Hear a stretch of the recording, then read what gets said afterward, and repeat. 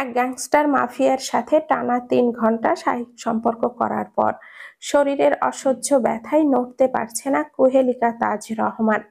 নিজের প্রতি ঘৃণা জন্মে গেছে।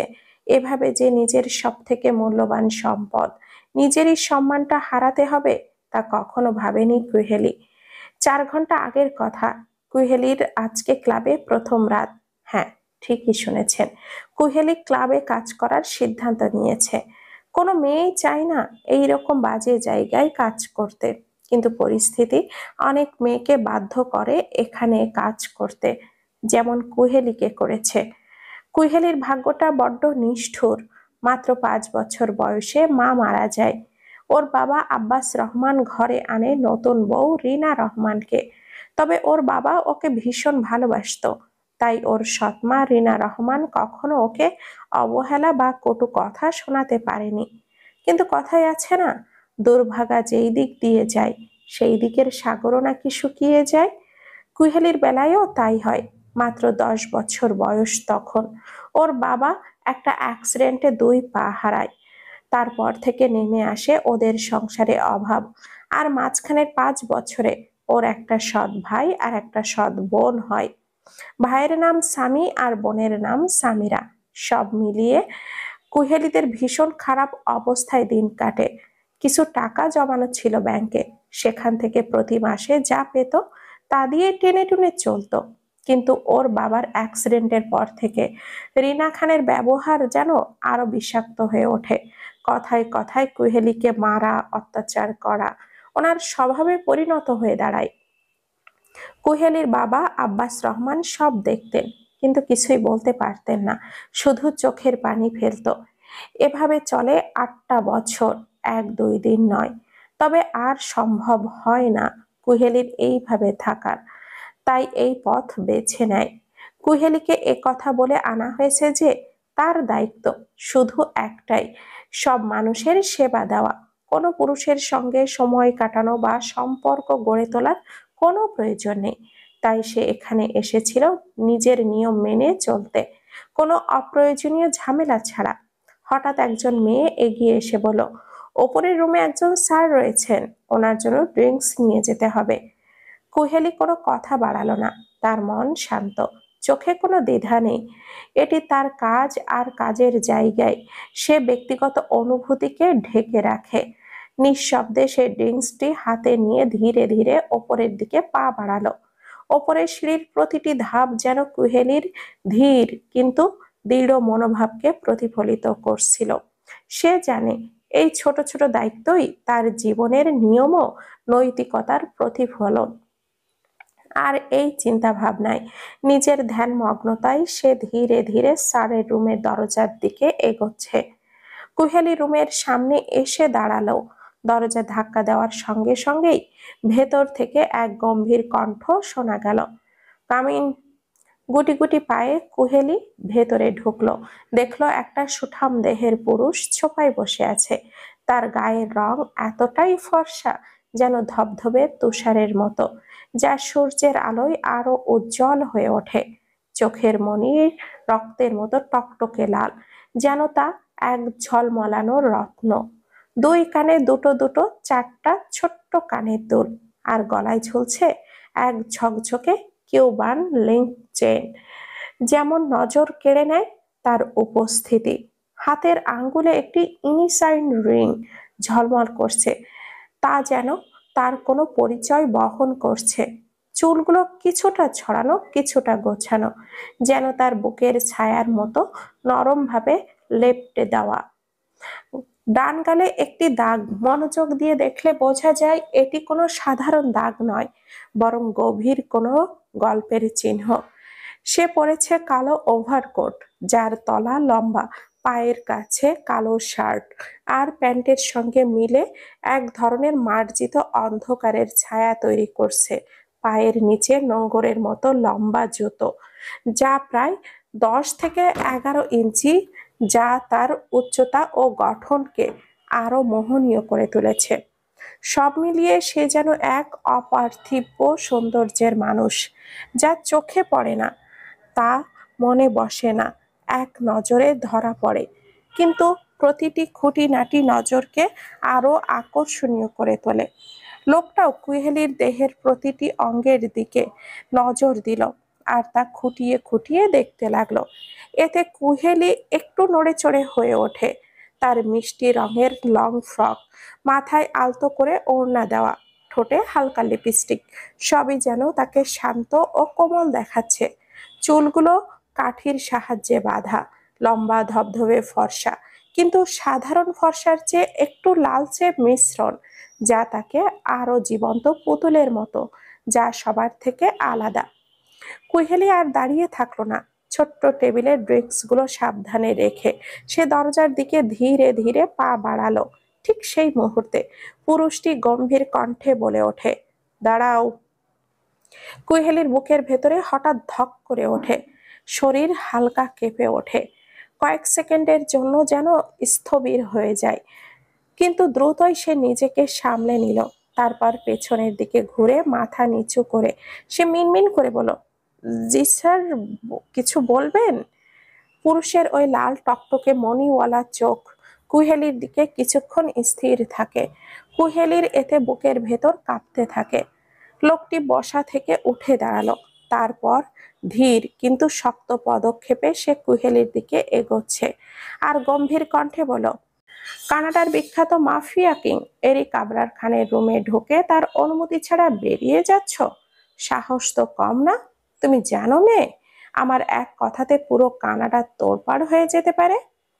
শেষের কথাটা বলার সময় আবরারের কণ্ঠ একটু জোরে কেঁপে উঠল, একটা তীব্র প্রভাবশালী সুরে। কুহেলির শরীর হালকা কেঁপে উঠল। বুকের ভেতর অচেনা ভয় আর অজানা এক উত্তেজনা একসাথে ঢেউ তুলতে লাগলো। হৃদয়ের ধকধক শব্দ যেন ঘরের নিস্তব্ধতার মধ্যে স্পষ্ট শোনা যাচ্ছিল। কুহেলি কিছু বলতে চাইল, কিন্তু গলা শুকিয়ে গেল, কোনো শব্দ বের হলো না। ঠিক সেই মুহূর্তেই আবরার এক ঝটকায় কুহেলির কাছে এগিয়ে এলো। তার উপস্থিতির তাপ কুহেলির শ্বাসে মিশে গেল। আর কুহেলি কিছু বোঝার আগেই আবরার দৃঢ়ভাবে তার কোমরের পাশে হাত রেখে নিজের কাছে নিয়ে আসলো। দূরত্বটা মিলিয়ে গেল এক নিমিষেই। কুহেলির নিঃশ্বাস যেন থেমে গেল। ভয়ের সঙ্গে একটা অনির্বাচনীয় অস্বস্তি বুকের ভেতরে জমে উঠল। চোখ নিচু, ঠোঁট কাঁপছে, কিন্তু কোনো কথা বলতে পারছে না। আবরার কিছুক্ষণ নিজের রক্তের মতো লাল চোখ দিয়ে তীক্ষ্ণভাবে তাকিয়ে রইল কুহেলির দিকে। তারপর ধীরে ধীরে আবরার নিজের পকেট থেকে একটা রুমাল বের করে কুহেলির ঠোঁটের লিপস্টিক মুছে দিতে লাগলো। কুহেলি হতবাক হয়ে আবরারের মুখের দিকে তাকিয়ে রইল ভয়ে, বিস্ময়ে আর একরাশ অজানা অস্বস্তিতে। লিপস্টিকের রং মুছে যেতেই কুহেলির ঠোঁটে ফুটে উঠল ছোট্ট লাল তিল, একটা অদ্ভুত নিখুঁত সৌন্দর্যের চিহ্ন, যা ঠোঁটের সৌন্দর্য দ্বিগুণ বাড়িয়ে দেয়। আবরার রুমালখানা নিচে ফেলে দিল, তার দৃষ্টি থেমে রইল সেই লাল তিলের ওপর। তারপর এক মুহূর্তে দ্বিধা ছাড়াই আঙ্গুল বাড়িয়ে ছুঁয়ে দিল সেই ছোট্ট তিলখানা। কুহেলির সারা শরীরে যেন বিদ্যুতের স্পর্শে কেঁপে উঠল। নিঃশ্বাস আটকে এলো বুকের ভেতর। আবরার ঠান্ডা তবুও গম্ভীর কণ্ঠে বলল, এত সুন্দর একটা জিনিস ঢেকে রেখেছো কেন? তাও আবার এইসব বাজে কেমিক্যাল দিয়ে। এরপর থেকে লিপস্টিক ঠোঁটে দিবে না, আমার ভালো লাগে না, বুঝেছো? কুহেলি শুধু মাথা নাড়ালো। তারপর কুহেলি কিছুক্ষণ নীরব রইল। বুকের ভেতরটা কাঁপছিল, কিন্তু এবার সে নিজের ভয়কে শক্ত করে গিলে নিল। হালকা কাঁপা কণ্ঠে বলেই ফেলল, স্যার, আমি এসবের জন্য আসিনি। আমি শুধু সবাইকে সার্ভ করি, এর বাইরে কিছুই না। আপনার জন্য অন্য মেয়ে আসবে, প্লিজ আমাকে যেতে দিন। তার কণ্ঠে বিনীত অনুরোধ, কিন্তু চোখে এক ফোঁটা সাহসের ঝিলিক। আবরার কিছুক্ষণ স্থিরভাবে তাকিয়ে রইল তার মুখের দিকে। তারপর হঠাৎ একরকম রুক্ষ হাসি ছড়িয়ে দিল, যে হাসি পুরো রুমটা কাঁপিয়ে তুলল। কুহেলির বুকের ভেতর শীত নেমে এলো। মনে হলো দেওয়ালের রংটাও যেন ফিকে হয়ে যাচ্ছে। আবরার ঠান্ডা গলায় বলল, তোমাকে আমি এক রাতের জন্য কিনেছি মেয়ে। যদি আজকের রাতের জন্য তোমাকে আমার ভালো লাগে, তাহলে আমি তোমাকে সারা জীবনের জন্য কিনে নিব। কোনো ক্লাবের মালিক তোমাকে বলেনি কিছু? কেন বলেনি? কুহেলির চোখ বড় হয়ে উঠল, কণ্ঠ কেঁপে গেল অবিশ্বাসে। এটা কিভাবে হতে পারে? আমাকে তো বলেছিল এইসব কাজ করাবে না। আবরারের ঠোঁটে তাচ্ছিল্যের হাসি ফুটল। তোমার জন্য এক রাতে 3 লক্ষ টাকা দিয়েছি। তোমার কি মনে হয় ওরা না করবে? কখনো, কখনোই না। ওরা টাকা পেলে আর কিছু ভাবে না। কুহেলি হতবিহ্বল হয়ে পড়ল। বুকের ভেতর কেমন যেন হাহাকার ছড়িয়ে গেল। সে তাড়াতাড়ি করে আবরারের কাছ থেকে নিজেকে ছাড়ানোর চেষ্টা করলো। ঠিক তখনই আবরারের কণ্ঠ বজ্রের মতো গর্জে উঠল, এই মেয়ে, চুপ করে দাঁড়াও। শব্দটা যেন রুমের দেওয়াল কাঁপিয়ে দিল। কুহেলির শরীর কেঁপে উঠল ভয় আর আতঙ্কে। কাপা গলায় বলল, আমাকে যেতে দিন, আমি এইসব করবো না স্যার, প্লিজ। আবরার কুহেলির দিকে তাকিয়ে বাঁকা হাসলো। তারপর ওর চোখে চোখ রাখলো। আবরারের চোখে এক ধরনের তীব্রতা, যা কুহেলির নিঃশ্বাস পর্যন্ত আটকে দিল। ধীরে ধীরে সে কুহেলির চুলের ভাঁজে এক হাত রাখলো, যেন কিছু বলতে চাই, কিন্তু নিজের মধ্যেই থেমে গেল। তার আঙুলের শক্তি নেই, বরং কণ্ঠের গভীরতা কুহেলির ছোট্ট দেহখানা কাঁপিয়ে তুলল। আবরার মুখটা একটু ঝুঁকিয়ে কুহেলির কানের কাছে ফিসফিস করে বলল, sorry baby, I can't let you go. Today I will drown you in a kingdom of happiness. কথাখানা শেষ করার সাথে সাথেই আবরার কুহেলির ওষ্ঠদ্বয়ে নিজের ওষ্ঠদ্বয় মিলিয়ে দেয়। কুহেলির চোখ প্রথমে বড় বড় করে ফেলে, তারপর নিজেকে ছাড়ানোর জন্য ছটফট করতে থাকে। আবরার বিরক্ত হয়ে কুহেলির ওড়নাখানা এক টান দিয়ে কুহেলির 2 হাত বেঁধে দেয়। এর পুরোটা সময় কুহেলির ওষ্ঠ ছাড়েনি আবরার। কুহেলি এবার হাত দিয়ে কিছু করতে না পারলেও মুচড়ামুচড়ি করতে থাকে। এতে আবরার বিরক্ত হয়ে কুহেলির ওষ্ঠে কামড় দেয়। এতে করে কুহেলি স্থির হয়ে যায়। কুহেলি স্থির হতেই আবরার বাঁকা হাসে। তারপর কুহেলির চুলের ভাঁজে হাত ঢুকিয়ে রক্ত হয় ওর ওষ্ঠদ্বয়ে। কখনো পুরো ওষ্ঠ জুড়ে চুম্বন করছে, কখনো ওষ্ঠের এক পাশে, কখনো ওপরের ওষ্ঠে, তো কখনো নিচের ওষ্ঠ চুম্বন করছে। আবার কখনো বা পুরো ওষ্ঠ নিজের ওষ্ঠের ভেতরে নিয়ে ফেলছে। কুহেলি এইরকম মনে হচ্ছে যেন ওর পুরো ওষ্ঠদ্বয় গিলে ফেলবে এই লোকটা এক্ষুনি। প্রায় 40 মিনিট পর আবরার কুহেলির ওষ্ঠদ্বয় ছাড়ে। সাথে সাথে কুহেলি হাঁপাতে থাকে, আর আবরার দাঁত দিয়ে নিজের ঠোঁট কামড়ে ধরে দেখতে থাকে কুহেলিকে। কুহেলির পুরো মুখ লাল টকটকে হয়ে গিয়েছে। প্রায় 2 মিনিট পর কুহেলি নিজেকে স্বাভাবিক করে। সাথে সাথেই আবরার কুহেলিকে কোলে তুলে নিয়ে বিছানায় দেয়। কুহেলি উঠে বিছানায় বসতে গিয়ে পেছাতে পেছাতে বলে, আমার এত বড় সর্বনাশ করবেন না। আমি সমাজে মুখ দেখাতে পারবো না, আমাকে বাঁচতে দিবে না কেউ। আবরার সেই পরিচিত ম্লান হাসে। তারপর কুহেলিকে এক টানে ওকে নিজের কাছে বসায়। আবরার ওর কানের কাছে চুল গুজে দিতে দিতে বলে, আমি এই সমাজ মানি না, তাই এসব সমাজের কথা আমাকে শোনাবে না মেয়ে। আমার তোমাকে ভালো লেগেছে, তাই তোমাকে আমার চাই। বলেই আর কথা বলার সুযোগ দিল না কুহেলিকে। পুনরায় ওর ওষ্ঠদ্বয় আবরার নিজের আয়ত্তে নিয়ে নিল। কিস করতে করতে আস্তে আস্তে কুহেলিকে বেডে নিয়ে নিজেও শুয়ে পড়ে। কুহেলি কোনোভাবেই বাধা দিতে পারে না। আবরার অবাধ্য হাতে বিচরণ করতে থাকে কুহেলির ছোট্ট দেহখানায়। কুহেলি বারংবার কেঁপে উঠতে থাকে। এতে করে আবরার আরো বেশি পাগল হয়ে ওঠে। তারপর সবটুকু দিয়ে কুহেলির মাঝে ডুব দেয়, আর কুহেলি না চাইতেও সায় দেয় আবরারের অবাধ্য কাজে। রাত 3টে, রুম জুড়ে নিস্তব্ধতা, শুধু দূরে কোথাও ঘড়ির কাঁটার টিকটিক শব্দ। কুহেলি ধীরে ধীরে চোখ মেলল। শরীরের প্রতিটি অঙ্গ যেন ভারী হয়ে আছে, হাড় পর্যন্ত ক্লান্তি মিশে গেছে। ব্যথায় ওর নিঃশ্বাস নিতে কষ্ট হচ্ছিল। আস্তে আস্তে উঠে বসল সে। চারপাশে ছায়া, অন্ধকার আর ভেজা চাদরের গন্ধ। কুহেলি চোখে গিয়ে আস্তে আস্তে উঠে বসল সে। চারপাশে ছায়া, অন্ধকার আর ভেজা চাদরের গন্ধ। কুহেলির চোখ গিয়ে থামলো পাশের মানুষটার দিকে, এরিক আবরার খান। লোকটা ঘুমাচ্ছে নিশ্চিন্তে, শান্ত মুখে, নিঃশ্বাসের ছন্দে এক অদ্ভুত প্রশান্তি, যেন পৃথিবীর কোনো অপরাধেই জড়িত নয়। কুহেলি কিছুক্ষণ তাকিয়ে রইল তার দিকে। তারপর কয়েক ঘন্টা আগের কথা মনে হতেই তার চোখের কোণে জল জমে উঠল।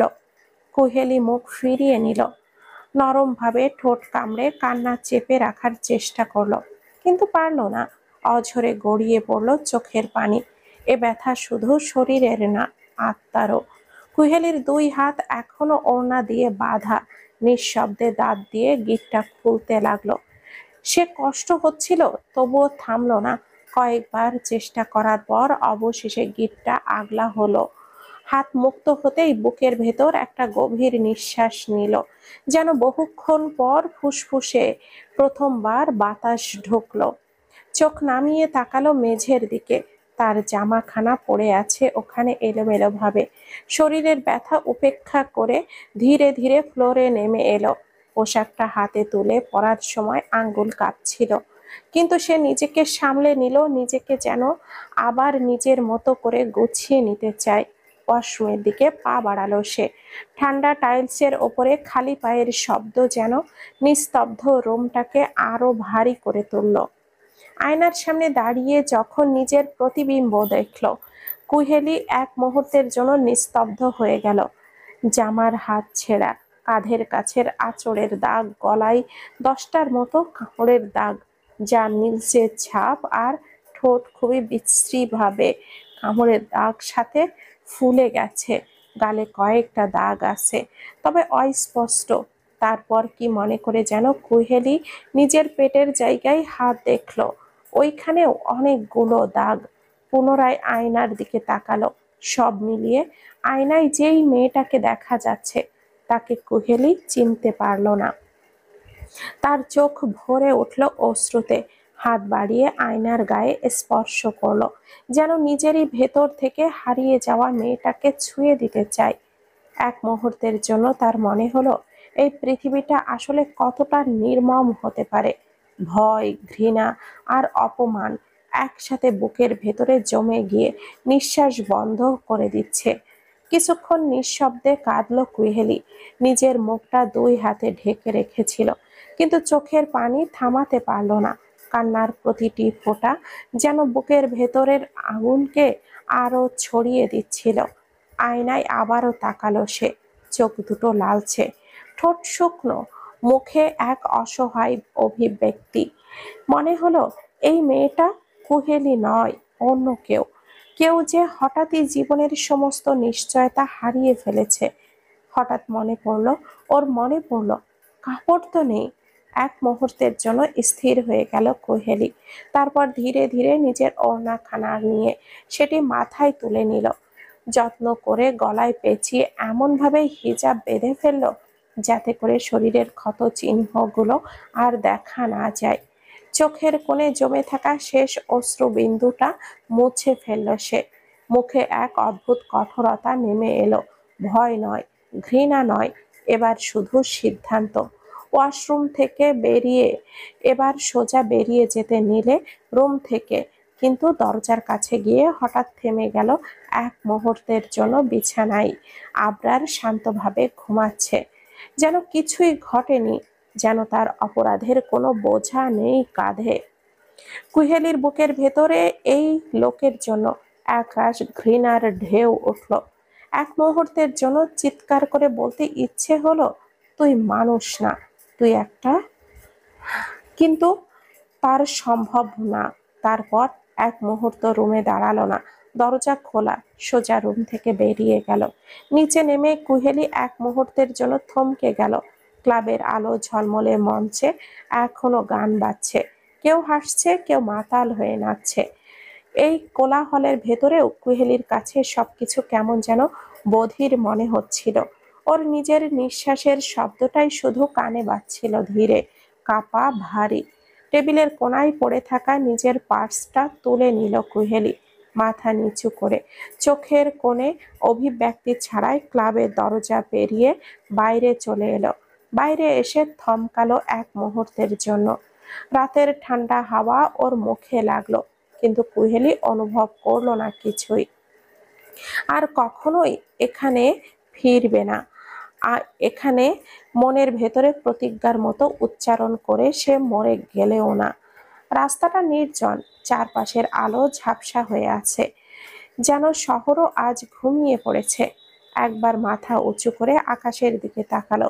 কুহেলি চাঁদটা অর্ধেকে ঢাকা মেঘের আড়ালে।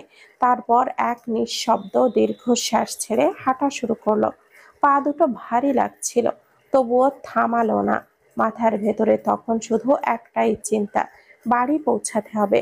প্রায় আধা ঘন্টা হাঁটার পর কুহেলি অবশেষে নিজের এলাকার গলিতে ঢুকলো, কিন্তু ওর মনে হচ্ছিল কিছু একটা নেই। পেছনে যেন কেউ আছে, অচেনা কোনো ছায়া, নরম পায়ের শব্দ, দূর থেকে তাকিয়ে থাকা নজর।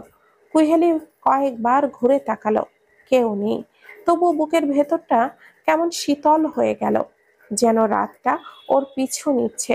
অবশেষে বাড়ির সামনে এসে দাঁড়ালো সে। চাবি বের করতে গিয়ে হাত কেঁপে উঠল। তালায় চাবি ঢোকানোর সময় কুহেলির বুকের ভেতরে ধুকপুক ধুকপুক শব্দটা আরো জোরে বাজছিল। দরজা খুলে ভেতরে ঢুকলো নীরবতা। পুরো বাড়িটা নিস্তব্ধ, যেন সময় থেমে গেছে। এই সময় কেই বা জেগে থাকবে? আসলে কেউই জেগে না থাকারই কথা। ভালোই হয়েছে, কারণ কেউ যদি এখন ওকে দেখতো এই অবস্থায়, এই চোখ, এই মুখ, তাহলে প্রশ্ন করত, আর কুহেলি কি উত্তর দিত সেই প্রশ্নে? এক নিঃশব্দ দীর্ঘশ্বাস ফেলে সে নিজের রুমের দিকে হাঁটল। পায়ের আওয়াজ যেন পুরো বাড়িটা জুড়ে প্রতিধ্বনিত হচ্ছিল। প্রতিটি ধাপ যেন কুহেলির ভেতরের ভারকে আরো গভীর করে তুলেছিল। রুমে ঢুকে দরজাটা ভেতর থেকে বন্ধ করে দিল কুহেলি। বিছানার পাশে গিয়ে একবার আয়নার দিকে তাকালো, তারপর চোখ ফিরিয়ে নিল। আর তাকাতে ইচ্ছে করছিল না, কারণ আয়নায় যে মেয়েটা আছে তাকে সে আর চিনতে পারছে না। আর এক মুহূর্তও দেরি করলো না কুহেলি, এক দৌড়ে সোজা চলে গেল ওয়াশরুমে। মাথা ঝিমঝিম করছে, শরীর ব্যথা ভার, কিন্তু ওর চোখে এখন কেবলই একটাই জিনিস, ঘৃণা, নিজের প্রতি, পৃথিবীর প্রতি, ভাগ্যের প্রতি। ওয়াশরুমের ভেতরে ঢুকে কুহেলি দুই হাতে ট্যাপ ঘুরিয়ে ঝর্ণা ছেড়ে দিল। জলের ধারা প্রচন্ড শব্দে পড়তে লাগলো মেঝেতে। পরের মুহূর্তেই কুহেলি ফ্লোরে বসে পড়ল, পুরো ভিজে গেল, কিন্তু পরোয়া করলো না। দুই হাত দিয়ে মুখ ঢেকে হাউমাউ করে কাঁদতে লাগলো। সে গলা ফাটানো কান্না নয়, এক নিঃশব্দ আর্তনাদ, যা কেবলই দেওয়ালি শুনতে পেল। আমার সাথে কেন এমন হয়? কণ্ঠ ভাঙা, নিঃশ্বাস কাঁপছে। আমি কেন এত অভাগা? আমি কি সত্যি কোনো দোষ করেছি? ওর কান্নার শব্দ মিলিয়ে যাচ্ছিল পানির ঝরঝর শব্দে। চোখ থেকে গড়িয়ে পড়া নোনা জল মিশে যাচ্ছিল ঝর্ণার ঠান্ডা পানিতে। ঠিক তখনই এক অদ্ভুত দৃশ্য চোখে পড়ল। ওর চুল থেকে কালো রংটা ধুয়ে যাচ্ছে, পানির সাথে গাঢ় রংটা গড়িয়ে পড়ছে মেঝেতে, যেন কোনো অদৃশ্য অন্ধকার ধীরে ধীরে গলে যাচ্ছে। আর যেখানে রংটা মুছে যাচ্ছে সেখানে দেখা দিচ্ছে সাদা চুল, ঝকমকে, ঠান্ডা, নিঃশব্দ। তার সাদা চুলে ঘেরা মুখ, লালচে চোখ, চোখ, ঠোঁট কাঁপছে। অদ্ভুত এক শীতলতা যেন ছড়িয়ে পড়েছে তার ভেতরে। সকাল 8টার দিকে সূর্যের আলো জানালা ভেদ করে রুমের ভেতরে ঢুকে পড়েছে। হালকা পর্দার ফাঁক গলে এসে পড়েছে আবরারের মুখে। চোখ খুলে সে এক মুহূর্তের জন্য নিঃশব্দে তাকিয়ে রইল পাশের খালি বিছানায়। মেয়েটা নেই। কিছুক্ষণ স্থির হয়ে রইল আবরার, তারপর ধীরে ধীরে উঠে বসলো। চোখে রাগের কোনো ছাপ নেই, বরং অদ্ভুত এক প্রশান্তি। যে মানুষ সামান্য কারণে জিনিসপত্র ছুঁড়ে দেয়, দেওয়ালে ঘুষি মারে, সে আজ সম্পূর্ণ শান্ত। ওর ঠোঁটে একটুখানি হাসি ফুটলো, এমন একটা হাসি যেটা দেখে বোঝা যায় এই মানুষটার মন পড়া অসম্ভব। বিছানা থেকে টেবিলের দিকে হাত বাড়ালো, টেবিলের ওপর পড়ে থাকা ফোনটা হাতে তুলে নিল, একটু স্ক্রল করলো, তারপর আঙ্গুল থামলো, একটা ছোট্ট মেসেজ টাইপ করলো। কোনো আবেগ নেই, শুধু আদেশের ভাষা। 5 মিনিটও যায়নি, এর আগেই দরজায় টোকা পড়ল। আবরার গম্ভীর কণ্ঠে বলল, কাম ইন। দরজা খুলে ভেতরে ঢুকলো প্রায় 27 বছরের এক সুঠাম দেহী পুরুষ। কালো পোশাক, গলায় ছোট চেন, আর চোখে এমন দৃষ্টি যেখানে ভয় আর আনুগত্য একসাথে মিশে আছে। আবরার তাকালো না তার দিকে, টেবিলে আঙ্গুল ঠুকতে ঠুকতে শুধু বলল, ফেটিক্স। এই একই শব্দ যথেষ্ট ছিল। লোকটা মাথা নুয়ে এক নিঃশ্বাসে বলতে শুরু করলো, মেয়েটার নাম কুহেলি তাজ রহমান, বাবার নাম আব্বাস রহমান, মা নেই, সৎ মা আছে, আর এক সৎ বোন। বাড়িটা এখান থেকে হেঁটে গেলে আধা ঘন্টার পথ, আর গাড়িতে গেলে 10 মিনিট। ফেটিক্স থামলো না, যেন তার প্রতিটি তথ্য আগেই প্রস্তুত ছিল। আবরার চুপচাপ শুনে গেল, চোখে কোনো বিস্ময় নেই, শুধু নিঃশব্দে এক ধরনের সন্তুষ্টি। শেষ কথা বলেই ফেটিক্স মাথা নিচু করে দাঁড়িয়ে রইল। রুমের ভেতরে এক ধরনের গা ছমছমে নীরবতা ছড়িয়ে আছে। সূর্যের আলো এখন পুরোপুরি জানালায় এসে পড়েছে, কিন্তু সেই আলোতেও আবরারের মুখে কোনো উষ্ণতা নেই, শুধু কাঠিন্যতা। বিছানা থেকে ধীরে ধীরে উঠে দাঁড়ালো আবরার। তার চোখে সেই আগের মতোই লালচে দীপ্তি, এক অদ্ভুত তেজ, যা দেখলে কারোর সাহস থাকে না চোখ মেলানোর। গম্ভীর কণ্ঠে বলল, যাও, গাড়ি রেডি করো। ফেডিক্স এক মুহূর্ত দ্বিধায় পড়ে গেল। ও জানে যখন আবরার নিজে বের হতে চায় সেটা কখনোই ভালো লক্ষণ নয়। তবুও সাবধানে বলল, কিন্তু স্যার। আর কিছু বলার আগেই আবরার ধীরে মাথা ঘুরিয়ে তাকালো ওর দিকে। চোখের মনি টকটকে লাল, দৃষ্টি যেন ছুরির মতো নির্মম, নিঃশব্দ, ভয়ঙ্কর। ফেটিক্সের গলা শুকিয়ে গেল, এক মুহূর্তেই সমস্ত সাহস গিলে ফেলল। নিজের মধ্যে মাথা নিচু করে বলল, জি স্যার। তারপর দ্রুত রুম থেকে বেরিয়ে গেল। দরজা বন্ধ হওয়ার শব্দের সাথে সাথে রুমের আবার নেমে এলো নিস্তব্ধতা। আবরার কয়েক সেকেন্ড চুপচাপ দাঁড়িয়ে রইল। তারপর ধীরে ধীরে ঠোঁটের কোণে ফুটলো এক ম্লান, তীক্ষ্ণ, অশুভ হাসি। সেই হাসিটা যেন বাতাসকেও থামিয়ে দিল এক মুহূর্তের জন্য। আবরার নিঃশব্দে জানালার দিকে তাকালো, চোখে এক অদ্ভুত মুগ্ধতা। তারপর খুব আস্তে, প্রায় ফিসফিস করে বলল, কুহেলি, কিন্তু আমি তোমাকে কোকিল পাখি বলেই ডাকবো। রেডি হও, কোকিল পাখি, আমার রাজ্যে বন্দি হওয়ার জন্য। তার কণ্ঠে ছিল না ক্রোধ, ছিল এক শীতল নিশ্চয়তা, যেন সে জানে পৃথিবীর যেখানেই যাক না কেন কুহেলি তার রাজ্যের বাইরে কখনোই যেতে পারবে না। 1 ঘন্টা পর আবরার দরজার সামনে দাঁড়ালো, চুপচাপ, ধীর। ওর মুখে ক্লান্তির ছাপ স্পষ্ট, তবুও চোখে সেই পুরানো আগুনের ঝিলিক। পড়ছে ধূসর রঙের শার্ট, আর বোতাম খোলা। দুই পর্যন্ত ওর ওপর কালো ওভারকোট, ভারী, তীক্ষ্ণ, রাজকীয়। কালো প্যান্ট, কালো বুট, আর চোখে ধোঁয়াটে সানগ্লাস, যা তার চেহারার প্রতিটি রেখা আরো রহস্যময় করে তুলেছে। চুলগুলো নিখুঁতভাবে ছেট করা নয়, ইচ্ছে করেই এলোমেলো, যেন সে অরাজকতার মধ্যেই নিজেকে সাজায়। কবজিতে রূপালি ব্র্যান্ড ঘড়ি, আর আঙ্গুলে ভারী রিং, সব মিলিয়ে এক রাজকীয় নির্লিপ্ততা, যার নিচে লুকিয়ে আছে ভয়ঙ্কর কিছু। আবরার কিছুই বলল না, কেবলই ধীরে ধীরে হাঁটতে লাগলো গাড়ির দিকে। তার প্রতিটি পদক্ষেপের সাথে যেন প্রতিধ্বনি হচ্ছিল একটা নিঃশব্দ ঘোষণা, যে আজ কেউ না কেউ তার সামনে নত হতেই হবে। গাড়ির সামনে পৌঁছাতেই দরজার পাশে দাঁড়িয়ে থাকা গার্ড দ্রুত এগিয়ে এলো, সতর্ক ভঙ্গিতে গাড়ির দরজা খুলে দিল। আবরার একবারও তাকালো না তার দিকে, শুধু সামনের সিটে গিয়ে বসলো। স্টায়ারিং পেছনে থেকে ফেটিক্স, আর তার মুখে কোনো অভিব্যক্তি নেই, শুধু চোখে দৃঢ়তা আর দায়িত্ববোধ, আর এক অদ্ভুতের মিশেল। গাড়ি ধীরে ধীরে ক্লাব ছেড়ে বেরিয়ে এলো, ইঞ্জিনের শব্দ নিস্তব্ধ, সকালটাকে কাঁপিয়ে তুলল। ফেটিক্সের হাতে হালকা ইশারায় পেছনে আরো 4টা কালো গাড়ি সারি বেঁধে চলতে শুরু করলো। একটা নিঃশব্দ কনভয়। আর কোনো অদৃশ্য রাজা যাচ্ছেন নিজের হারানো সাম্রাজ্য পুনরুদ্ধার করতে।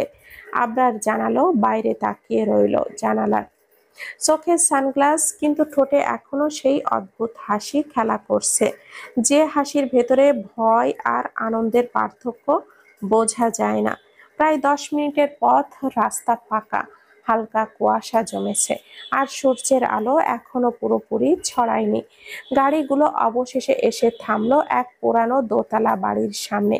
বাড়িটা শান্ত, জানলার পর্দা টানা, বাইরে একটা পুরানো আম গাছের ছায়া যেন বাড়িটিকে আরো নীরব করে তুলেছে। ফেটিক্স নিঃশব্দে বলল, স্যার, পৌঁছে গেছি। সাথে সাথেই এক গার্ড দ্রুত দিয়ে দৌড়ে এসে দরজাটা খুলে দিল। আবরার ধীরে ধীরে পা নামালো, যেন প্রতিটি পদক্ষেপে মাটির নিচের এক অদৃশ্য কম্পন ছড়িয়ে পড়ছে। ওর ধূসর শার্টের কলার হালকা বাতাসে দুলছে। ওর চোখের চশমার আড়াল থেকে বেরিয়ে আসা লালচে দৃষ্টিটা যেন চারপাশের বাতাসকেও ভারী করে তুলেছে। সে কিছু না বলে সোজা বাড়ির দিকে হাঁটতে শুরু করলো। ফেটিক্স নিঃশব্দে পেছনে পেছনে চলছে, একটাও শব্দ না করে, ঠিক যেমন ছায়া চলে আলোর পাশে। আবরারের বডিগার্ডরা কুহেলিদের বাড়ির চারপাশে ঘিরে ফেললো জায়গাটা। পুরো বাড়িটাই মুহূর্তেই যেন বন্দী হয়ে গেল একটা নিঃশব্দ যুদ্ধক্ষেত্র, যেখানে শুধু আবরারই জানে সে কি চায়। বাড়ির সামনে গিয়ে আবরার থামলো একবার, চোখ তুলে তাকালো সামনের দিকে। দরজাটা আধ খোলা, আর ভেতর থেকে কারোর কান্না ভেসে আসছে। সে এক মুহূর্ত পকেটে হাত দিয়ে চুপ করে দাঁড়ালো। মেয়েলি একটা গলা, রাগ আর হতাশার মিশ্রণ। এই কুহেলি, আজ সকাল থেকে কি কি করেছিস তুই? রান্না করিসনি, রুম থেকেও বের হোসনি, 3বার ডেকেছি তাও কোনো সাড়া দিসনি। আবরারের ঠোঁটে হালকা এক হাসি খেলে গেল। কুহেলি নামটা উচ্চারণ না করেই মনে মনে স্পর্শ করলো সে। ভেতরে তখন রিনা রহমানের রাগে কণ্ঠ কেঁপে উঠছে। তিনি আবারও বলেন, এই মেয়েটার কিছু একটা সমস্যা আছে, সারাদিন নিজের মতো থাকে, কে জানে কি সব ভাবছে। এমন সময় তিনি দরজার দিকে ঘুরে তাকালেন আর দেখলেন দুজন অচেনা পুরুষ দাঁড়িয়ে আছে দোরগোড়ায়। রিনা এক পা এগিয়ে এসে বলল, এই যে, আপনারা কারা? সাত সকালে আমাদের বাড়িতে এসেছেন কেন? কোনো দরকার থাকলে বলুন, না থাকলে বেরিয়ে যান। রিনা রহমানের কথা শুনে ফেটিক্সের বুকের ভেতরে ধক করছে। আবরারের সামনে কেউ ঠিকভাবে ভালোভাবে কথাই বলতে পারে না। তার কণ্ঠের নিচে যেন একটা অদৃশ্য হুমকি লুকিয়ে থাকে। কিন্তু এই মহিলা, এই সাহস কোথা থেকে পেল? এমন ঠান্ডা অথচ কটাক্ষ ভরা স্বরে কথা বলছে, যেন জানেই না সে কাদের সামনে দাঁড়িয়ে আছে। ফেটিক্সের কপাল ঘাম জমেছে। সে বুঝতে পারছে এখন যে কোনো মুহূর্তে ঝড় উঠবে। আবরার সাধারণত নীরব থাকে, কিন্তু যখন সে কথা বলে তখন চারপাশের বাতাসও যেন কেঁপে ওঠে। কিন্তু এবার যা ঘটল তা ফেটিক্সের কল্পনারও ছড়িয়ে গেল। আবরার একটা কথাও না বলে ধীরে ধীরে বাড়ির ভেতরে ঢুকে গেল। তার প্রতিটি পদক্ষেপের সঙ্গে মেঝে যেন হালকা কেঁপে কেঁপে উঠছে। ভেতরের সাজানো ড্রয়িং রুমে এসে সে এক মুহূর্তে চারপাশে তাকালো। সাদা দেওয়াল, একপাশে একটা ছোট্ট টেবিল, আর মাঝখানে গাঢ় বাদামি রঙের সোফা। আবরার সোজা গিয়ে সেই সোফায় বসলো চুপচাপ, তারপর ধীরে ধীরে পা তুলে অন্য পায়ের উপরে রাখলো, যেন এই পুরো বাড়িটা এখন তার রাজ্য। ফেটিক্স পেছনে দাঁড়িয়ে নিঃশ্বাস আটকে আছে। রিনা রহমান হতভম্ব, তার হাতের ওড়না কাঁপছে। আবরার একটু মাথা কাত করে তার দিকে তাকালো, তার লাল মণিওয়ালা চোখ দিয়ে তীক্ষ্ণভাবে তাকালো রিনা রহমানের দিকে। তারপর তার সেই চিরচেনা গম্ভীর ধীর কণ্ঠে বলল, আমি বেশি কথা বলতে বা শুনতে পছন্দ করি না। একটা ছোট্ট বিরতি।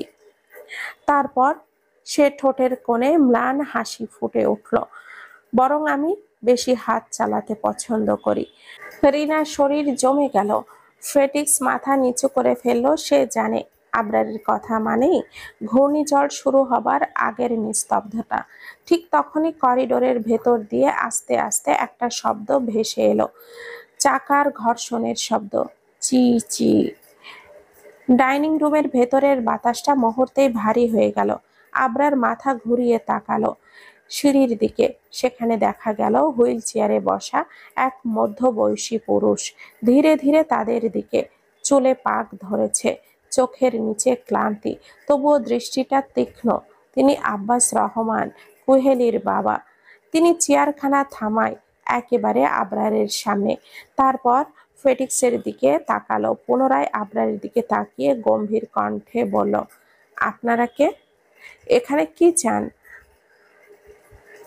আর আবরার তার গম্ভীর মুখে একটুও ভাব প্রকাশ না করে ধীরে ধীরে বলল, আপনার মেয়ে কুহেলি, ওকে আমি চাই। এক মুহূর্তের জন্য যেন সময় থেমে গেল। রিনা রহমান এতে খুশি হলো যে যাক, আপদখানা বিদায় হবে ঘাট থেকে। পরেক্ষণেই ভাবলো, লোকটাকে আর কুহেলির সাথে সম্পর্ক কি? তারপর আবারও ভাবলো, যাই হোক তাতে আমার কি, ঘাট থেকে নামবে এটাই অনেক। আব্বাস রহমানের হাত তখনও চেয়ারের চাকার ওপরে কেঁপে উঠল। কি বললেন আপনি? আব্বাস রহমান কাপা গলায় জিজ্ঞেস করলেন, কুহেলির সঙ্গে আপনার সম্পর্কটা আসলে কি? আবরার এবার মাথা একটু কাত করলো, চোখে সেই ঠান্ডা আগুনের ঝলক। তারপর ধীরে ধীরে বলল, আপনি ওকে ডেকে জিজ্ঞেস করুন আমাদের সম্পর্ক কি। আবরারের কণ্ঠে কোনো উচ্চতা নেই, তবুও সেটা এমন এক অদেশ যা অমান্য করার সাহস কারোর নেই। রিনা রহমানের তখনই হাঁটা ধরলো কুহেলির রুমের দিকে। মনে মনে মহা খুশি, কিন্তু মুখে প্রকাশ করেনি। সে দ্রুত পা পেহলে সিঁড়ির দিকে এগিয়ে গেল। ঠিক সেই মুহূর্তেই ওপর থেকে হালকা পায়ের শব্দ শোনা গেল, ঠক ঠক ঠক। রিনার মুখের দিকে না তাকিয়ে সবাই তাকালো সিঁড়ির দিকে। সাদা রঙের একটি ওড়না, মুখে কালো মাস্ক, আর চোখ দুটি অবসান্ন, নিস্তেজ কিন্তু গভীর। সিঁড়ি বেয়ে নেমে আসছে কুহেলি, তার হাঁটার কষ্ট, তবুও মুখে কোনো অভিব্যক্তি নেই। ফেটিক্স নিঃশ্বাস আটকে তাকিয়ে রইল। আর আবরার আবরার একটুও নড়ল না। তার ঠোঁট কোণেই ধীরে ধীরে ফুটে উঠল সেই চেনা ভয়ঙ্কর ম্লান হাসি। কুহেলি অনেক আগেই জানতো আবরার এসেছে। ওপরে জানালার ফাঁক দিয়ে দেখেছিল, ধূসর রঙের শার্ট, কালো কোট, সেই হাঁটাটার ভেতরে রাজকীয় কর্তৃত্ব। একটা দৃষ্টি যেন শ্বাস বন্ধ করে দেয়। কুহেলির বুকের ভেতরটা মোচড় দিয়ে উঠেছিল। ও জানতো যদি ও আবরারের সামনে না যায় তাহলে আবরার নিশ্চয়ই ওর পরিবারের ক্ষতি করবে। এই ভয়েই শরীরের ব্যথা আর ক্লান্তি উপেক্ষা করে নিচে নেমে এলো। সিঁড়ির ধাপগুলো যেন আগুনের মতো জ্বলছিল। প্রতিটি পদক্ষেপের সঙ্গেই তার হৃদস্পন্দন দ্রুত হচ্ছিল। নিচে পৌঁছে যখন বাবার চোখের দিকে তাকালো, তার বুকের ভেতরটা ভেঙে পড়ল। আব্বাস রহমানের চোখে অবিশ্বাস, রাগ আর দুশ্চিন্তার মিশ্র ঝড়। কুহেলি, তার কণ্ঠ ভারী হয়ে এলো, লোকটা কি বলেছে? তোমাকে নাকি চাইও? এসব কি আজগুবি কথা বলছে এই লোকটার সঙ্গে? তোমার সম্পর্ক আসলে কি কুহেলি? কুহেলি মাথা নিচু করে দাঁড়িয়ে রইল। তার ঠোঁট কাঁপছে, বুকের ভেতরটা ভারী হয়ে আসছে। চোখের কোণে জমে থাকা জল হঠাৎ গড়িয়ে পড়ল গালে। কি বলবে সে তার বাবাকে, যে লোকটার সঙ্গে তার রাতটা কাটিয়েছে, যে রাত তার জীবনের শেষ আশ্রয়, শেষ সম্মান সব ছিনিয়ে নিয়েছে? তার কথা কিভাবে বলবে বাবাকে? কিভাবে বলবে যে সেই ইচ্ছাই নয় বাধ্য হয়েই গিয়েছিল সেখানে? নীরবতা যেন পুরো বাড়িটাকে ঢেকে ফেলেছে। শুধু আব্বাস রহমানের ভারী নিঃশ্বাস আর কুহেলির চোখের পানি পড়ার শব্দ। রিনা রহমানের মুখের খুশির ঝলক। ফেটিক্সও স্থির দাঁড়িয়ে আছে, যেন কোনো অনিবার্য বিস্ফোরণের আশায়। অবশেষে আব্বাস রহমানের কণ্ঠ ফেটে গেল, কি হলো, বলছো না কেন? তার কণ্ঠে ক্রোধ নয়, ছিল এক অসহায় পিতার আর্তনাদ। কি সম্পর্ক তোমার এই লোকটার সঙ্গে? কুহেলি কেঁপে উঠল, তার ঠোঁট নড়ল, কিন্তু কোনো শব্দ বের হলো না। চোখ ভরে উঠল অশ্রুতে। এ যেন এক মেয়ের নীরব স্বীকারোক্তি, যে এক রাতেই নিজের জীবনের সব আলো হারিয়ে ফেলেছে। আবরারের ঠোঁটের কোণে ধীরে ধীরে ফুটে উঠল সেই চেনা ভয়ঙ্কর ম্লান হাসি। তার চোখে লালচে আলো ঝলমল করছে, যেন খেলাটা এখনই শুরু হলো। আবরার সোফায় বসা অবস্থাতেই গম্ভীর অথচ ব্যঙ্গ মিশ্রিত কণ্ঠে বলল, আরে শ্বশুর মশাই, এভাবে কেন শুধু শুধু আমার বউটাকে ধমকাচ্ছেন? মুহূর্তের মধ্যেই যেন বজ্রপাত হলো ডাইনিং রুমের ভেতর। সবাই থমকে গেল। রিনা রহমানের চোখ বিস্ফোরিত, আব্বাস রহমানের মুখে হতবাকের নীরবতা। আর কুহেলির দেহ কাঁপতে লাগলো, ঠোঁট শুকিয়ে গেল। মাথার ভেতর শব্দটা যেন বারবার প্রতিধ্বনিত হচ্ছে, আমার বউটা। কুহেলি মনে মনে বলল, বউ শ্বশুর? কে বউ? কোন সম্পর্কের কথা বলছে এই মানুষটা? আব্বাস রহমান এক ঝটকায় হুইল চেয়ারের হাতলে হাত রাখলেন, চোখের দৃষ্টি ছুড়ে দিলেন আবরারের দিকে। আপনি কি বললেন? এইসব আজগুবি কথা বলছেন কেন? কুহেলি আপনার বউ মানে কি? আবরার একটু বিচলিত হলো না, বরং আবরার আরো শান্তভাবে বলল, প্রমাণ ছাড়া তো আপনারা কিছু বিশ্বাস করবেন না, তাই না? তারপর সে হালকা করে মাথা ঘুরিয়ে ফেটিক্সের দিকে তাকালো। এরপর একটা নীরব ইশারা। ফেটিক্স বুঝে নিল কথাটার প্রয়োজন নেই। ফেটিক্স দ্রুত পা ফেলে ঘর থেকে বেরিয়ে গেল। বাড়ি আবারও নিস্তব্ধতা নেমে এলো। আবরারের নখের মাথায় নিজের আঙ্গুল ঠুকছে। ধৈর্যের এক ভয়ঙ্কর খেলা চলছে তার চোখে। 2 মিনিটের মাথায় দরজায় আবারও পায়ের শব্দ। ফেটিক্স ফিরে এলো, হাতে একটি ফাইল, চামড়ার কালো কভার, যার ভেতর থেকে সাদা কাগজের কোণ দেখা যাচ্ছে। সে নীরবে কাগজটা আবরারের হাতে দিল। আবরার কাগজটা খুলে ধীরে ধীরে সামনে এগিয়ে দিল। তার কণ্ঠ ঠান্ডা, কিন্তু প্রতিটি শব্দ যেন ছুরি। এই নিন শ্বশুরমশাই, আপনার মেয়ে কুহেলি তাজ রহমান, কালকে রাত থেকে আইনগতভাবে মিসেস কুহেলি আবরার খান। কাগজটা আব্বাস রহমানের হাতে পড়তেই তার চোখ বড় বড় হয়ে গেল, হাত কাঁপছে, ঠোঁট কেঁপে উঠল। এটা তো বিয়ের রেজিস্ট্রেশন পেপার। রিনা রহমান দৌড়ে এগিয়ে এসে তাকালো তাতে। সত্যি কুহেলির নাম, তার বাবার নাম, তার আর আবরারের স্বাক্ষর দেওয়া আছে। কুহেলি এক পা পিছিয়ে গেল, তার বুকের ভেতরে কেমন করে উঠছে, শ্বাস নিতে কষ্ট হচ্ছে। তার চোখ দুটো ঝাপসা হয়ে যাচ্ছে অশ্রুতে। বিয়ের রেজিস্ট্রেশন? কখন? কিভাবে? ওর মনে পড়ছে না কিছুই, শুধু কাল রাতের ভয়, অন্ধকার, আর তার হাতের শক্ত মুঠোর মধ্যে নিজের অসহায়তা। কুহেলির ঠোঁট কাঁপতে কাঁপতে শব্দ বের হয়ে এলো, এটা এটা কিভাবে সম্ভব? আবরার এবার ধীরে ধীরে উঠে দাঁড়ালো, সামান্য ঝুঁকে কুহেলির চোখে চোখ রাখলো। তার ঠোঁটে হাসি, কিন্তু চোখে নিঃশব্দ আদেশ, সবকিছুই সম্ভব আমার ছোট্ট পাখি। তার কণ্ঠ যেন কুহেলির হাড় পর্যন্ত গলিয়ে দিল, কারণ তুমি এখন আমার। কথাখানা শেষ করার সাথে সাথেই আবরার কুহেলিকে কোলে করে তুলে নিল। কুহেলি ছটফট করতে থাকে নামার জন্য, কিন্তু আবরার কুহেলিকে কোলে করে নিয়ে দরজার দিকে হাঁটতে শুরু করে। ঠিক তখনই আব্বাস রহমান পেছন থেকে বলে ওঠে, আরে, আমার মেয়েকে কোথায় নিয়ে যাচ্ছেন? দিয়ে যান ওকে, কোথাও যাবেন না। আবরার পেছনে ফিরে তাকায়, তারপর বলে, আপনার মেয়ে এখন আর আপনার নেই, এখন থেকে ও আমার কাছে বন্দি। কথাখানা বলেই বাড়ির বাহিরে চলে যায় আব্বাস রহমানের। চোখ তখন ভিজে যায়। নিজের মেয়েকে কেউ এইভাবে নিয়ে গেল, কিন্তু উনি বাবা হিসাবে কিচ্ছু করতে পারল না। আর রিনা রহমানের মুখে হাসি, আপদ বিদেয় হয়েছে। কুহেলি কোলে বন্দী হয়ে এখনো ছটফট করছে, তার চোখে আতঙ্ক, ঠোঁটে কাঁপুনি, আর কণ্ঠে চিৎকার, আমায় ছেড়ে দিন, আমি যেতে চাই, আমি আপনার সঙ্গে থাকবো না। আপনি একজন মাফিয়া, আপনার কাজ হলো খুন করা, আর আমি আপনার পাপের জীবনের সাথে নিজের জীবন জড়াতে চাই না, কিন্তু আবরারের চোখে কোনো নরম অনুভূতি নেই। কোনো শব্দ ছাড়াই আবারও কুহেলিকে গাড়ির সিটে বসিয়ে ছুঁড়ে মারলো। তারপর নিজেও গাড়িতে উঠে বসে কুহেলিকে নিজের বাহুর নিচে শক্ত করে চেপে ধরলো। কুহেলির ছোট্ট শরীর এখন তার শক্ত হাতের মধ্যে বন্দি, যেমন কোনো ছোট্ট পাখি বিপদে পড়ে পাহাড়ে ঢলে ছটফট করছে, কিন্তু পারছে না, কোনো সুযোগ নেই। চুপ করো ছোট পাখি, তার গম্ভীর কণ্ঠে ঝড়ের মতো শক্তি, যা কুহেলির হৃৎপিণ্ড ভয়ে ছড়াচ্ছে। গাড়ির পেছনের সিটে বসে আবরার ঠান্ডা চোখে কুহেলির দিকে তাকায়।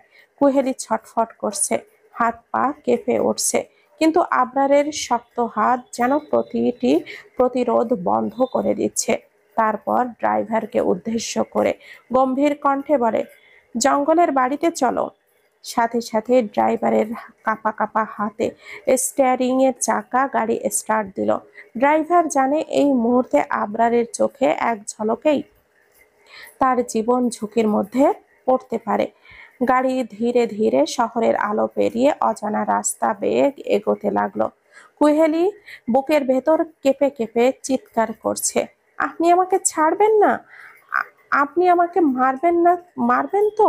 কিন্তু আবরার কোনো উত্তর দিল না, শুধু ঠান্ডা চোখে কুহেলির দিকে তাকিয়ে আছে, যেন বলছে, এখানে তুমি আমারই।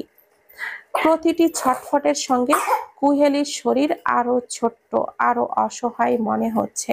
আর আবরারের শক্ত হাত যেন একটি পাহাড়ের ছায়া, যা তাকে কোনোভাবেই ছাড়বে না। প্রায় 40 মিনিট ধরে গাড়ি চলছিল। কুহেলি এখনো শান্ত হচ্ছে না, ছটফট করতেছে। ওর বুক এখনো অস্থির, চোখে আতঙ্ক। আবরার এখনো একেবারেই স্থির। তাকে দেখেই কুহেলি মনে করেছিল এখনো কিছু আশা নেই, এখনো, কিন্তু তার ধৈর্য শেষ হতে চলেছে। হঠাৎ আবরারের চোখে এক অদ্ভুত ঝলক, একটা বিরক্তি, যা আগে কখনো কুহেলি দেখেনি। সে কুহেলির গালের দিকে হাত তুলল, একটি সজোরে থাপ্পড়। ঠাস শব্দটা এতটাই কর্কশ, এতটাই শক্ত, কুহেলি চমকে উঠল, মাথা ঘুরতে লাগলো, চোখে অচেনা অন্ধকার ধরা দিল। জীবনে এত শক্ত থাপ্পড় কখনো সে খায়নি। শরীরটা ঢুলতে ঢুলতে পড়ল আবরারের শক্ত বুকের ওপর। কুহেলির চোখে নীরবতা, আর হৃদয় যেন হারিয়ে গেছে এক আকস্মিক আঘাতে। আবরারের কণ্ঠ গম্ভীর, শক্ত, অদ্ভুতভাবে শান্ত, গাড়ি থামাও। মুহূর্তের মধ্যেই গাড়ি হঠাৎ থেমে গেল। রাস্তার নিস্তব্ধতা নেমে এলো। কুহেলি এখনো হকচকিয়ে বসে, বুক ধড়ফড় করছে, চোখের জল, কিন্তু শব্দ নেই। আবরার ধীরে ধীরে ড্রাইভারের দিকে তাকালো, তুমি পেছনের গাড়িতে যাও, আমি আসছি। ড্রাইভার হতবাক, হাত কাঁপছে, কিন্তু কিছুই বলতে সাহস পেল না। নীরবভাবে গাড়ি থেকে নেমে পেছনের গাড়ির দিকে গেল। প্রশ্ন করার সাহস তার নেই, কারণ আবরারের চোখ যেন এক এক ঝলকেই প্রাণ নষ্ট করতে পারে। গাড়ি থেমে, রাস্তায় শুধুই নীরবতা। ড্রাইভার গাড়ি থেকে নেমে যেতেই আবরার কুহেলির মাস্কখানা খুলে ফেলল। বেরিয়ে আসলো ওর দেওয়ায় অনেকগুলো চিহ্ন, মুখ, ঠোঁট, জোর। তা দেখে আবরার ঠোঁট বাঁকিয়ে হেসে বলল, আমার দেওয়া দাগগুলোর ঝলঝল করছে এখনো। হাত দিয়ে স্পর্শ করলো ক্ষত জায়গাগুলো। কুহেলি কেঁপে উঠল আবরারের এইরকম স্পর্শে। বেশ কিছুক্ষণ এইরকম ভাবে স্পর্শ করলো। আবার আবরার কুহেলির মুখ, ঠোঁট জোরে, কিন্তু হঠাৎ করে আবরার রেগে যে কুহেলির গলা চেপে ধরলো। কুহেলি কিছু বুঝতে পারল না, চোখে মুখে অবাকের রেশ, কিন্তু হঠাৎই চোখ মুখ লাল হয়ে গেল, এত জোরে আবরার ওর ধরেছে গলা। আবরার হিসিয়ে বলল, তুই এই জন্য মুখ ঢেকে রেখেছিলি যাতে কেউ এসব দেখতে না পারে, তাই না? আমার দেওয়া চিহ্ন তোমার মানুষকে দেখাতে লজ্জা লাগে? কুহেলি কিছু বলতে পারল না, শুধু চোখ উল্টে দিল। আবরার ওর এত জোরে ধরেছে। আবরার তা দেখতে পেয়ে ছেড়ে দিল। কুহেলিকে ছাড়া পেতেই কুহেলি জোরে জোরে হাঁপাতে লাগলো। যেন নতুন জীবন পেয়েছে। আর আবরারের রাগ এখনো কমেনি। আবরার গাড়ির সামনে থেকে হ্যান্ডকাপ খানা তুলে কুহেলির হাতে লাগিয়ে দিল। কুহেলি এবার ফুপিয়ে উঠল, কিন্তু পাষণ্ড আবরারের তাতে কিছুই যায় আসে না। সে কোনো পূর্বাভাস ছাড়াই কুহেলির অধরখানা নিজের অধরে বন্দি করে ফেলল। কুহেলি করলো নিজেকে ছাড়ানোর জন্য, কিন্তু কোনো কাজই হলো না। আবরার সে কালকে রাতের মতো হিংস্র হয়ে উঠল। আবরার এবার এক হাত দিয়ে কুহেলির হিজাবখানা খুলে ফেলল। কুহেলির গাল বেয়ে অশ্রু গড়িয়ে পড়ে, কিন্তু আবরারের তাতে কিচ্ছু যায় আসে না। কিস করতে করতে কুহেলিকে সিটে শুয়ে নিজেও শুয়ে পড়ল। তারপর কুহেলির জামার নিচে হাত দিবে, তার আগে গুলির শব্দ শুনতে পেল। আবরার সাথে সাথে কুহেলির ঠোঁটটা ছেড়ে দিয়ে উঠে বসলো, আর কুহেলি ভয়ে ভয়ে কাঁপতে লাগলো। আবরার কুহেলির দিকে তাকিয়ে বলল, এখানেই শুয়ে থাকো, উঠবে না, যাই হয়ে যাক এখানেই শুয়ে থাকবে। বলেই আবরার গাড়ির ভেতর দিয়েই সামনের সিটে গেল। আর ততক্ষণে আরো কয়েকটা গুলি চলল, কিন্তু আবরারের মুখের কোনো পরিবর্তন নেই, যেন কিছুই হচ্ছে না। হঠাৎ গাড়ি স্টার্ট দিল আর জঙ্গলের পথ দিয়ে চলল ফুল স্পিডে। আর কুহেলি ভয়ে ছোট্ট দেহখানা প্রচন্ড পরিমাণে কাঁপল।